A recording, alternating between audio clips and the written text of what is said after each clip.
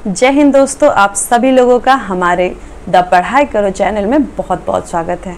Friends, इसमें ना हमारे प्रवीण सर जी का जो है एडुटेरिया के प्रवीण सर का इम्पॉर्टेंट जीके जीएस देखेंगे। ठीक है, तो चलिए, उनका कलेक्शन ऐसे भी बहुत खास होता है, तो चलिए हम लोग इम्पॉर्टेंट वगैरह सब हम देख लेते हैं। तो आपका पहला क्वेश्चन है कि भारत में ऊर्जा क्षेत्र में अक्षय ऊर्जा स्रोत का योगदान लगभग कितना प्रतिशत है। ठीक है, तो क्या है कि ऊर्जा स्रोत में आपका जो है 21% है अक्षय ऊर्जा का। ठीक है, तो अक्षय ऊर्जा की बात करें तो 21% हो गया। थर्मल एनर्जी की बात करें, ठीक है, तो वो आपका जो है तापीय ऊर्जा यानी 64% हो गया। नाभिकीय की अगर बात करें न्यूक्लियर की तो ये आपका 2% है। वहीं हाइड्रोजन वाला बात करें तो हाइड्रो का हो गया आपका 13%। अक्षय ऊर्जा 21% हो गया, थर्मल 64 और नाभिकीय 2% है और हाइड्रो 13% है। ये ऊर्जा के क्षेत्र में बात हो गई। अब हम देखते हैं नेक्स्ट क्वेश्चन, चैलेंजर गर्त का संबंध किस महासागर से। तो ये पैसिफिक यानी प्रशांत महासागर से है चैलेंजर गर्त का संबंध। ठीक है, चैलेंजर गर्त क्या है कि मैरियाना ट्रेंच का सबसे गहरा स्थान है और वो प्रशांत महासागर में स्थित है। मैरियाना ट्रेंच तक पहुंचने वाली प्रथम महिला कौन, तो कैथी सुलेवान बनी। चलिए हम जरा इसको जो है मैप से देख लेते हैं। ये आपका हो गया पैसिफिक, ठीक है, प्रशांत महासागर हो गया ये।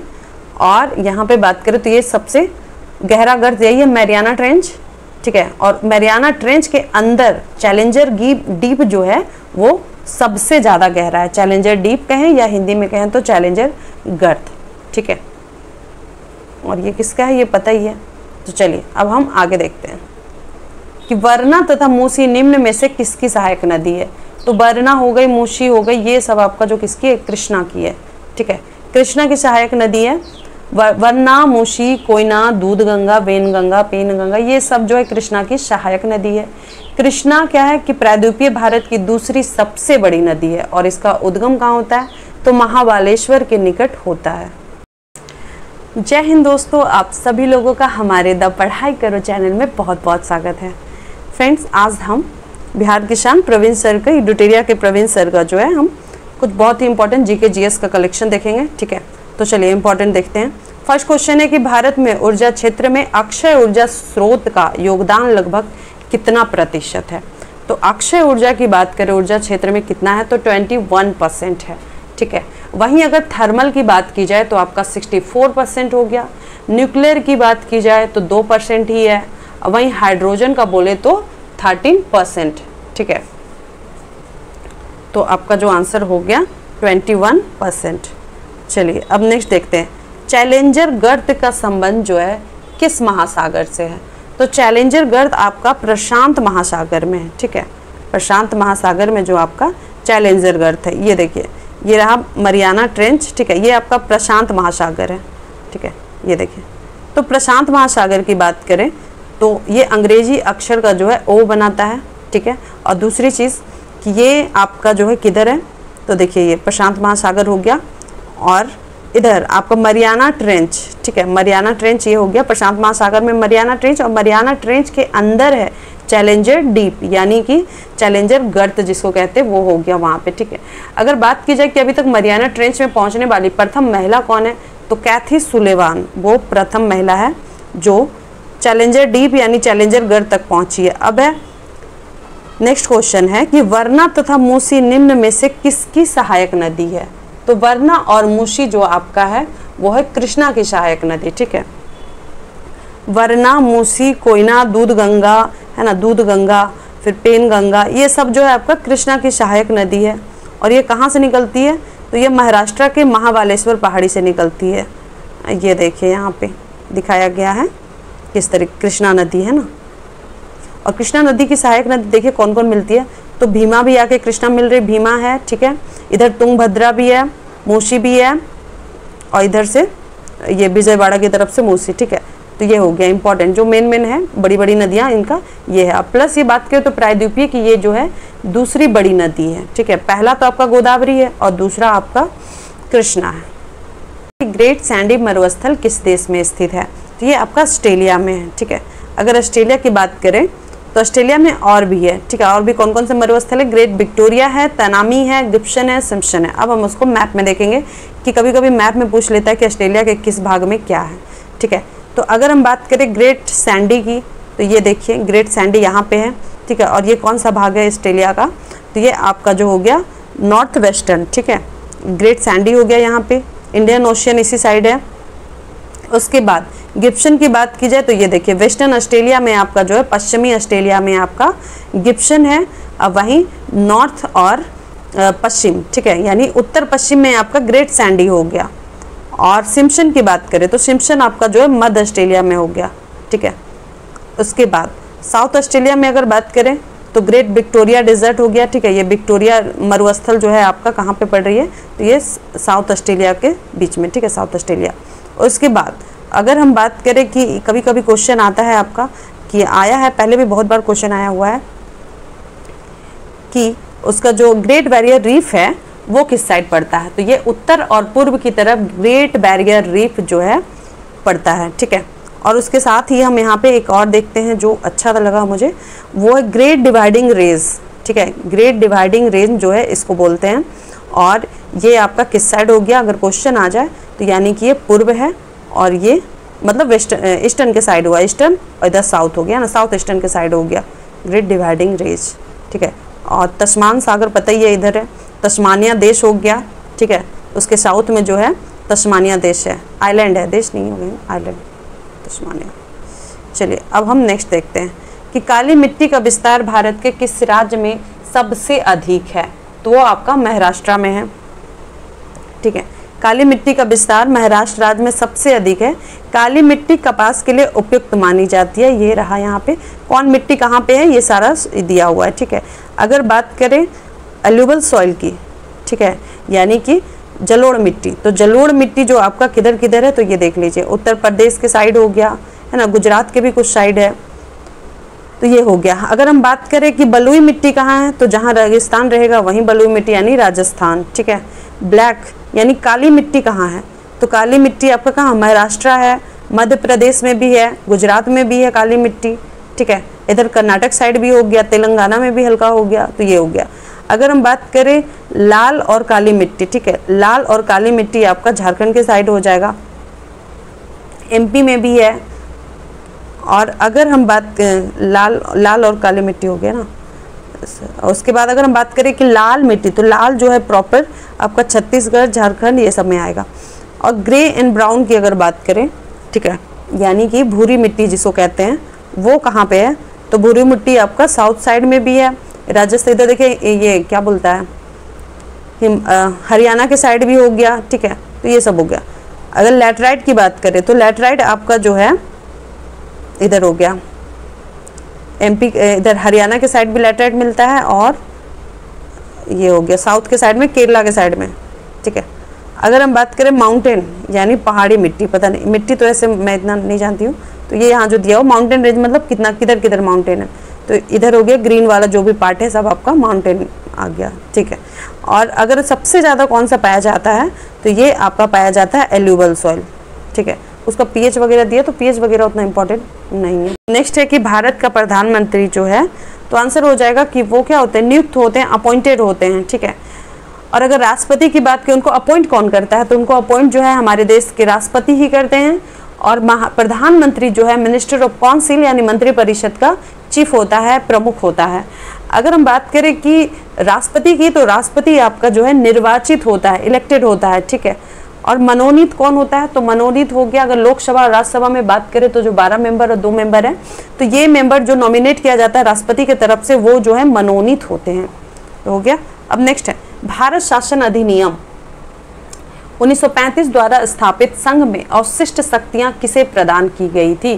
तो ये आपका गवर्नर जनरल को प्रदान की गई थी, ठीक है। अवशिष्ट शक्तियां 1935 द्वारा। चलिए नेक्स्ट है जवाहरलाल नेहरू ने निम्न में से किस अधिनियम को गुलामी की दास्ता की संज्ञा दी थी?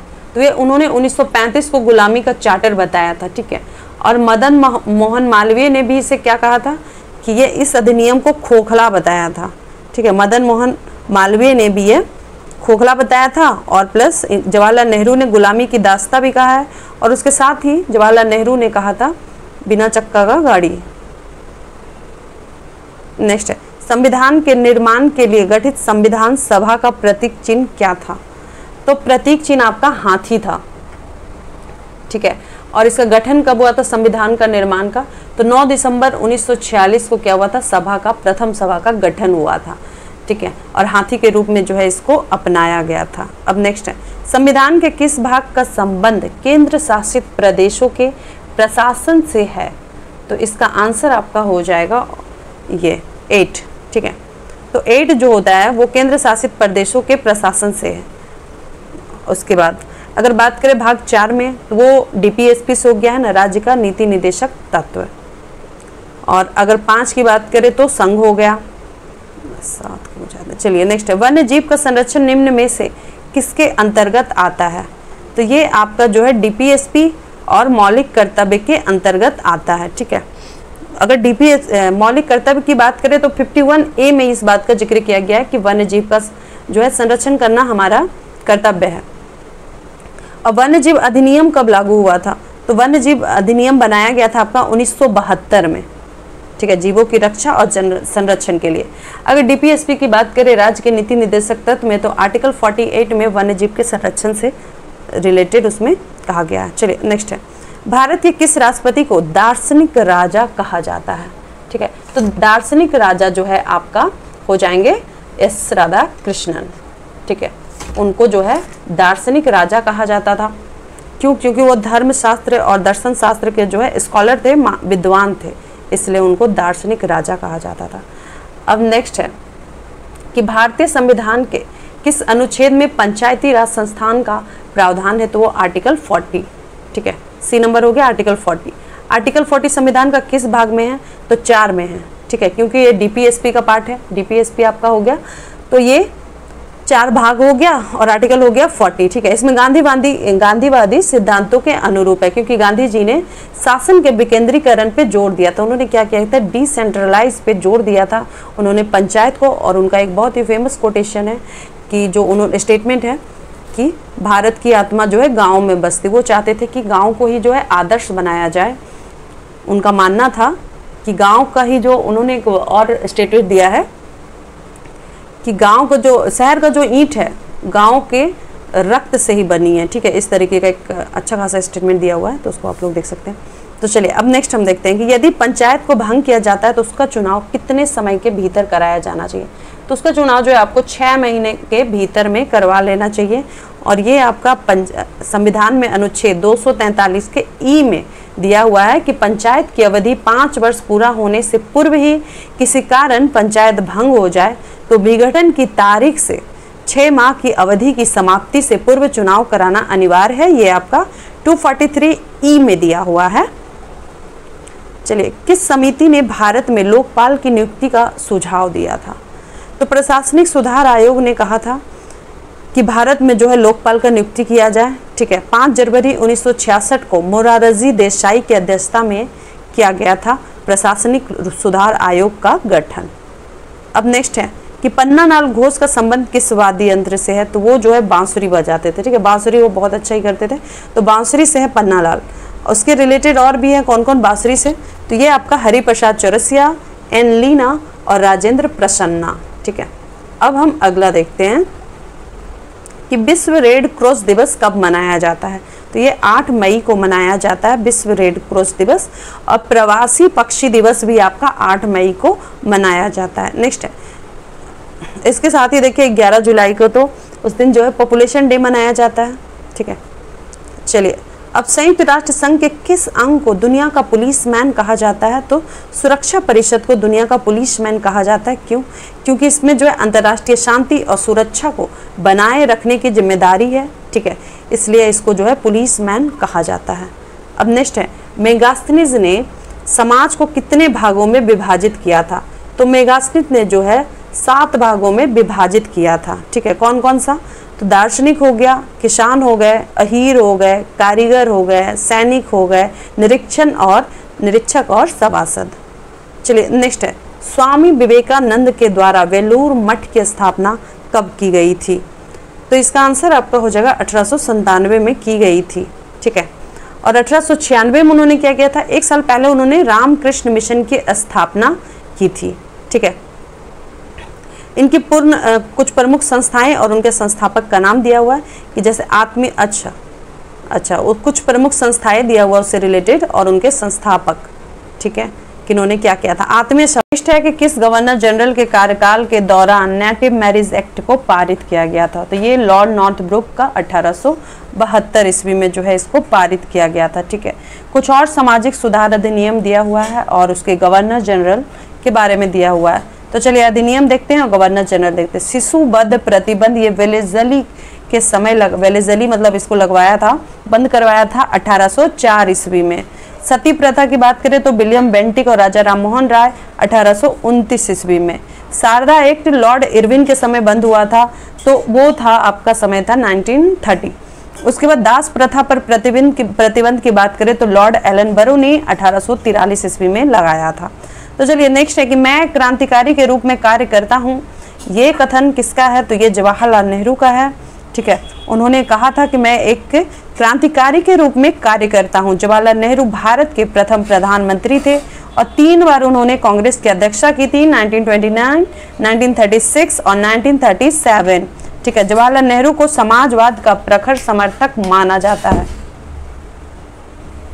विजयनगर साम्राज्य पर शासन करने वाले शासकों का क्रम क्या है, तो सबसे पहले संगम आते हैं। ठीक है, फिर सुलभ, फिर सुलभ, तुलुप, फिर अराविडु, तो ये बी नंबर हो गया। ठीक है, विजयनगर साम्राज्य की स्थापना आपका जो है 1336 में हरिहर एवं बुक्का नामक 2 भाइयों ने की थी। ठीक है, इसमें शासन करने वाला कौन कौन सा साम्राज्य था, संगम, सुलभ, तुलुप, अराविडु। अगर बात करें कि विजयनगर के समय कृष्णदेव राय जो सबसे ज्यादा फेमस थे वो किस वंश से थे, तो वो तुलुप वंश से थे। यहाँ पे देखिए मैप दिया हुआ है। ठीक है, विजयनगर राज्य का जो पार्ट है ये ग्रीन वाला जितना है ये आपका विजयनगर राज्य हो गया, और ऊपर वाला जो बहमनी साम्राज्य, तो बहमनी साम्राज्य की बात करें तो हसन गंगू ने जो है इसके संस्थापक हैं बहमनी साम्राज्य के।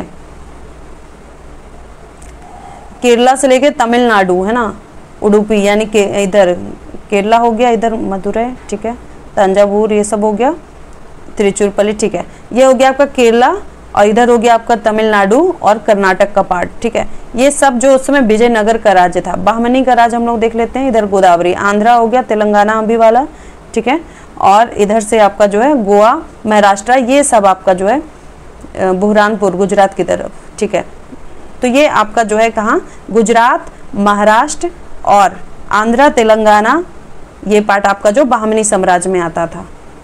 चलिए अब हम देखते हैं नेक्स्ट कि निम्नलिखित में से किस मुगल शासक ने हिंदू मंदिरों को तोड़ने का आदेश दिया था, तो वो था जिंदा पीर यानी औरंगजेब। ठीक है, औरंगजेब जो है आपका 1669 में तोड़ने का आदेश दिया था, 1669 में। और उसके समय सूबों की संख्या कितनी थी, सबसे ज्यादा थी 20 थी। ठीक है, इसकी मृत्यु कब हो गई थी औरंगजेब का, तो 1707 ईस्वी में जो है इसकी मृत्यु हो गई थी। नेक्स्ट है निम्नलिखित विद्रोह तथा प्रभावित क्षेत्रों में किसका मिलान सही नहीं है, तो अगर हम विद्रोह की बात करें तो आपका फकीर विद्रोह बंगाल में हुआ, बिल्कुल सही है। अहोम विद्रोह आपका जो है असम में, चुआर विद्रोह झारखंड में, गलत है, चुआर विद्रोह आपका बंगाल में हुआ, तेभागा विद्रोह भी आपका बंगाल में हुआ, तो आंसर आपका हो जाएगा सी जो है गलत है, चुआर विद्रोह। ठीक है, चलिए कुका विद्रोह की बात करें तो कुका विद्रोह आपको पता है कि पंजाब में हुआ। वहीं कुकी विद्रोह की बात की जाए तो कुकी विद्रोह आपका मणिपुर में होता है। ठीक है, लेकिन अगर ये पूछा जाए कि कुकी जनजाति जो है सबसे ज्यादा उत्तर मतलब पूर्वी राज्यों में जो है कहाँ पर वो पाई जाती है, तो अगर ईस्टर्न की साइड बात करें तो सबसे ज्यादा जो क्या नाम है उसका, कुकी जनजाति, तो कुकी जनजाति आपका त्रिपुरा में पाई जाती है सबसे ज्यादा, लेकिन विद्रोह हुआ था मणिपुर में।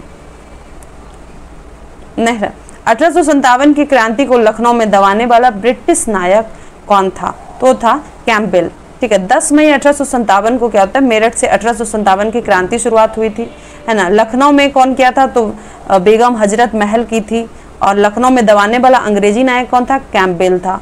वहीं अगर बात करें कि झांसी से, तो हमारी क्वीन ऑफ झांसी यानी रानी लक्ष्मीबाई की थी, है ना।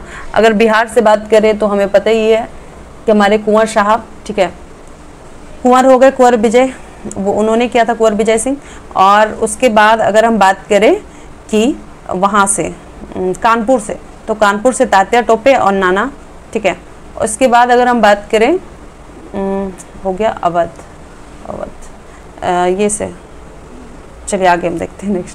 नेक्स्ट है आपका कि किस सिख धर्म गुरु ने गुरुमुखी लिपि का आरंभ किया था। तो सेकंड गुरु अंगद जी ने जो है धर्म गुरुमुखी लिपि का आरंभ किया था। साथ ही उन्होंने गुरु नानक की जीवनी भी गुरु अंगद ने ही लिखी है, और ये जो है द्वितीय गुरु है। गुरु नानक हमारे पहले हो गए, गुरु अंगद द्वितीय हो गए। ठीक है, कितने गुरु हुए अब तक? तो 10 गुरु हैं। चलिए नेक्स्ट है गांधी इरविन पैक्ट कब हुआ था। तो गांधी इरविन 5 मार्च 1931 को गांधी इरविन पैक्ट होता है। इसमें क्या होता है, पैक्ट के बाद गांधी जी सविनय अवज्ञा आंदोलन को स्थगित कर देते। अब इसका जरा देखिए, यहाँ पे दिया हुआ है कि इसके क्या क्या मुख्य बातें थी। तो दांडी मार्च का राजनीतिक बंदी को कहा जाता है कि दांडी मार्च में जो अंग्रेज गिरफ्तार करके ले गया था राजनीतिक लोगों को, राजनीतिक नहीं कहेंगे, जो स्वतंत्रता सेनानी लोग थे, है ना, उनको ले गया था। तो उनको गांधी जी बोले कि उनको जो है आपको रिहा करना पड़ेगा। दूसरा है कि उन्होंने कहा कि नमक बनाने का हक मिलना चाहिए, उसमें था। तीसरा था कि जो रिजाइन किए थे, जो प्रोटेस्ट चल रहा था, तो दांडी मार्च के समय जो प्रोटेस्ट चल रहा था, तो उसी में जो लोग रिजाइन किए थे उसको जो है आपको एक्सेप्ट नहीं करना है। चौथा क्या है कि जब प्रोटेस्ट चल रहा था उस समय लोगों का जो है, जो प्रोटेस्ट कर रहे थे, जो आंदोलन जो मूवमेंट कर रहे थे, तो मूवमेंट के दौरान क्या किया कि बहुतों का जो है संपत्ति को अंग्रेज जो है उसको जब्त कर लेता है। तो गांधी जी का ये था कि उसको भी आपको लौटाना पड़ेगा। चलिए नेक्स्ट है, यूएनडीपी ने अपनी पहली मानव विकास रिपोर्ट किस वर्ष प्रकाशित की थी। 1990 को जो है अपनी पहली मानव विकास रिपोर्ट प्रकाशित की थी। मानव विकास सूचकांक विकसित करने वाले दल का नेतृत्व किसने किया था। तो पाकिस्तान के महबूब उल हक और इंगे कॉल ने किया था। ठीक है, कि नेक्स्ट है कि द थर्ड पिलर पुस्तक के लेखक कौन है। तो वो है रघुराम जी राजन है। ठीक है, थर्ड पिलर पुस्तक। तो थर्ड पिलर पुस्तक की बात करें तो ये आरबीआई के पूर्व गवर्नर रघुराम जी राजन द्वारा लिखा गया था। ठीक है, इसमें क्या लिखा गया है, तो ये चीज़ क्लियर नहीं दिया हुआ। Business book of the year 2010 shortlisted. अच्छा, नेक्स्ट है कि आल्प्स पर्वत के विस्तृत क्षेत्र से संबंधित देश कौन है। तो है फ्रांस और स्विट्जरलैंड। ठीक है, तो फ्रांस और स्विट्जरलैंड को अब हम मैप में देखेंगे कि कहाँ क्या है नहीं है। तो ये रहा आपका आल्प्स, देखिए बगल में स्विट्जरलैंड हो गया। ठीक है, और इधर हो गया फ्रांस। ओके, जर्मनी इतना दूर है इसलिए आल्प्स पर्वत के करीब नहीं आएगा। ऑस्ट्रिया अगर ऑप्शन में रहता तो ऑस्ट्रिया आ जाता। ठीक है, क्योंकि ऑस्ट्रिया, स्विट्जरलैंड और इधर जो है ये फ्रांस का एरिया हो गया। ठीक है, ये फ्रांस का एरिया हो गया, तो फ्रांस के एरिया के साइड भी हो गया। तो यानी 3 है। आप किस किस देश में है, ऑस्ट्रिया में है, स्विट्जरलैंड और फ्रांस में। तो चलिए अब हम दूसरा देखते हैं। धान से निकलने वाली गैस कौन सी है। तो मीथेन है। ठीक है, तो मीथेन और क्या क्या निकलता है धान के खेत से। तो नाइट्रस ऑक्साइड, मीथेन और कार्बन डाइऑक्साइड, तीनों गैस निकलती है। नाइट्रस ऑक्साइड तो निकलती है, मीथेन भी, और साथ में CO2 भी निकल रही है। ये देखिए यहाँ बहुत अच्छा बनाया हुआ है ना, प्राइमरिंग इफेक्ट, ये स्ट्रॉन्ग प्राइमरी इफेक्ट। ठीक है, ये CH4 इस तरीके से निकल रही है। CO2 टेम्परेचर इससे ओके, CO2 और मीथेन जब ये दोनों धान के खेत से निकलती है तो टेम्परेचर क्या होता है, बढ़ता है। ये दिखाया गया। चलिए अब हम देखते हैं आगे। नेक्स्ट है, निम्नलिखित में से उष्मा का सबसे अच्छा चालक कौन सा है। तो उष्मा का सबसे अच्छा चालक जो आपका पारा है। ठीक है, पारा जो है सबसे अच्छा हो गया। और भी धातु में तांबा, एल्युमिनियम, चांदी ये सब है। अब यहाँ पे मोस्ट कंडक्टिव एलिमेंट के बारे में हम देखते हैं कि कौन है सबसे ज़्यादा। ठीक है, सबसे ज़्यादा आपका पता है सिल्वर है, Ag। ठीक है, 47 इसका ही हो गया। फिर कॉपर हो गया, गोल्ड हो गया, aluminium, beryllium, calcium, magnesium, rhodium, sodium और इरिडियम। ठीक है, तो ये सब जो है सबसे ज़्यादा मोस्ट कंडक्टिव एलिमेंट है। Silver, copper, gold, aluminium, beryllium, calcium, magnesium, rhodium, sodium, iridium. चलिए अब हम देखते हैं सूर्य की ऊर्जा उत्पन्न होती है। तो सूर्य की ऊर्जा जो आपका उत्पन्न होती है वो नाभिकीय संलयन के कारण। ठीक है, तो नाभिकीय संलयन के कारण जो है हमारी सूर्य की ऊर्जा उत्पन्न होती है। सूर्य का अधिकांश भाग, पता ही है कि सूर्य जो है हाइड्रोजन गैस का गोला है कहते हैं। तो हाइड्रोजन इसमें 71% है, हीलियम 26% है। आइए, बहुत ही खूबसूरत फोटो दिया हुआ है। ये प्रोटोस्फेयर हो गया, ठीक है, रेडियो एक्टिव जोन हो गया, कोर हो गया, न्यूक्लियर फ्यूजन से बना हुआ है आपका, देखिए यहाँ पे दिखा हुआ है ना, नाभिकीय संलयन, उसका जो कोर है, ठीक है, वो बना हुआ है। ये क्रोमोस्फेयर कहते, कभी कभी क्वेश्चन आता है क्रोमोस्फेयर क्या है, ये तो कोरोना हो गया, ठीक है, इरेप्टिक। चलिए अब हम आगे देखते हैं। नेक्स्ट है दूध उदाहरण है, तो दूध जो है पायस का उदाहरण है, ठीक है, दूध पायस का उदाहरण है। पायस में 2 या इससे अधिक जो है अमिश्रणीय तरल पदार्थों से बना एक मिश्रण है, ठीक है, मिल्क और बटर। नेक्स्ट क्वेश्चन है कि एक्वारेजिया निम्नलिखित में से किसे मिलाकर बनाया जाता है, तो HCl और HNO3 हाइड्रोक्लोरिक एसिड जो है वो अगर 1% हाइड्रोक्लोरिक एसिड डालते हैं तो उसमें नाइट्रिक एसिड HNO3 यानी उसको 3% आपको डालना पड़ेगा, तो यानी 1:3 का जो है इसका ये रेज होता है, ठीक है। तो एक्वारेजिया क्या करता है कि सोना को जो है वो पूरे गला देता है, ठीक है। तो जैसे कभी कभी आता है ना, कुछ लोग आते हैं कहने वाले कि भाई लाइए आपका सोना हम साफ कर देते हैं, तो वो क्या करते हैं कि उस पानी में, उस लिक्विड में वो उसको डाल देते हैं सोना को, और उससे क्या होता है, सोना हल्का हो जाता है। रीजन क्या होता है कि वहाँ पे वो जो है धुल जाता है, गिर जाता है सोना, ठीक है, सोना जो है आपका वहीं पे गिर जाता है और उसके बाद उस लिक्विड में वो घुल जाता है सोना, और उसके बाद इसलिए आपका जो ज्वेलरी होगा वो आपका हल्का हो जाएगा, ठीक है। और उसके बाद वो क्या करते हैं, वो पानी वहाँ पे, वो लिक्विड वहाँ पे ले जाते हैं अपने जहाँ पे सोनार के पास, जहाँ वो आते हैं मतलब, और केमिकल प्रोसेस जो है उसको फिर सोना को निकाल लिया जाता है। इस तरीके का घोलमोल होता है। तो चलिए नेक्स्ट है शक्ति का मात्रक क्या होता है, तो शक्ति का मात्रक आपका वाट होता है। शक्ति बराबर क्या दिया है, कार्य बटा समय, है ना, वर्क बाय टाइम, यानी जूल पर सेकेंड, ठीक है। चलिए वाट बराबर क्या होता है, volts into Ampere's, okay. Next है बल का व्यंजक न्यूटन के किस गति नियम से प्राप्त होता है, तो सेकंड, ठीक है। जब किसी वस्तु पे बाह्य बल लगाया जाता है तो उस बल की दिशा में उत्पन्न त्वरण आरोपित बल के समानुपाती एवं द्रव्यमान के व्युत्क्रमानुपाती क्रमानुपाती होती, अतः बल का व्यंजक न्यूटन के दूसरे नियम से प्राप्त होता है, ठीक है। बल का व्यंजक की बात करें तो दूसरा नियम हो गया, यानी कि व्यंजक मतलब हो गया फॉर्मूला, तो यानी F = ma, तो ये आपका दूसरा हो गया। अगर डेफिनेशन की बात करें, उसके परिभाषा किससे मिलता है, तो न्यूटन का प्रथम नियम से मिलता है। नेक्स्ट है कि डायनेमो एक युक्ति है जो परिवर्तित करती है, तो वो चेंज करती है मैकेनिकल को इलेक्ट्रिकल, ठीक है। यांत्रिक ऊर्जा को वैद्युत ऊर्जा में जो है वो चेंज करती है डायनेमो, ठीक है। देखिए दिया, और डायनेमो किस तरीके से काम करता है, ये यहाँ पे फोटो भी बहुत सुंदर बनाया हुआ है। मैग्नेट हो गया, स्पिनिंग कॉइल, ठीक है, ब्रश को मतलब, ठीक है, उसको देख लीजिएगा। चलिए अब हम देखते हैं दूध का अपेक्षित घनत्व किससे मापा जाता है, तो लैक्टोमीटर से मापा जाता है, ठीक है।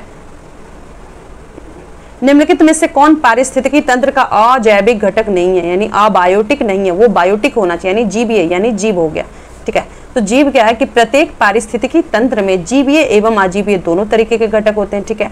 अजीवीय घटक के अंतर्गत आपका क्या आ गया, जिसमें प्राण नहीं है, समझिए, मिट्टी हो गए, जल हो गए, वायु, प्रकाश, ताप इत्यादि शामिल होते हैं। और जबकि जीवीय घटक में कौन होता है कि जो सांस लेता है, यानी पेड़ पौधे, जीव जंतु, सूक्ष्म जीव, मनुष्य इत्यादि सब शामिल है। तो ये आपका फूड, देखिए पिक्चर कितना बढ़िया दिया। बायोटिक में आपको दिया प्लांट्स, एनिमल, इंसेक्ट्स और डिकम्पोजर भी आते हैं, ठीक है।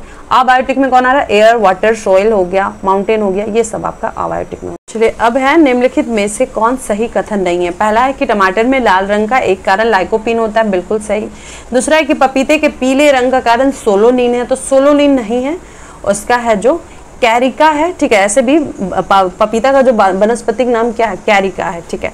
तो कैरिका हो गया इसका वनस्पति नाम, और इसमें कैरोटीन की वजह से, कैरोटीन और जैंथोफिल ये दोनों काम जो है, अगर इसको दोनों को एक साथ ही करें तो कैरिकोथॉक्सिन कहते हैं शायद, उसको जो है उसकी वजह से है जो ये पीला रंग। 3 रीजन हो सकते हैं, कैरोटीन की भी मात्रा है, ठीक है, उसके बाद आपका जैंथोफिल की वजह से पीला रंग होता है, और उस दोनों को मिला देता है तो उससे कहते हैं कैरिकोन्सिन, ठीक है, कैरिथॉक्सिन समथिंग। तो चलिए नेक्स्ट है, निम्न में से कौन सा कण रक्त में नहीं पाया जाता, तो प्रोथ्रोम्बिन नहीं पाया जाता है, बाकी आरबीसी, डब्ल्यूबीसी, प्लेटलेट्स ये सब आपका पाया जाता है।